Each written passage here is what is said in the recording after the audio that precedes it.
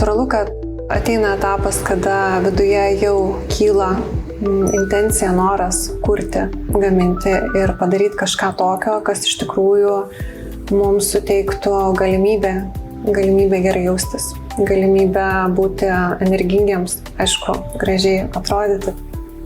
Ir natūralu, kad tiesiog kilus tokiai tarsi energijai, kad aš norėčiau turėti tokius produktus, pradėjome ieškoti to vienintelio, to stebuklingo ir atsirėmėm į Pasaulio sveikatos organizaciją.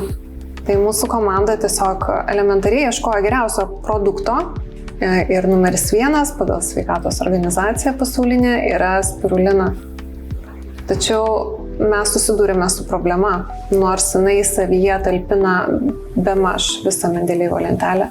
Jinai nėra mūsų skrandžio tinkamai virškinama, pakankamai virškinama taip, kad iš jos galima pasisavinti būtų viską, ką jinai savyje turi.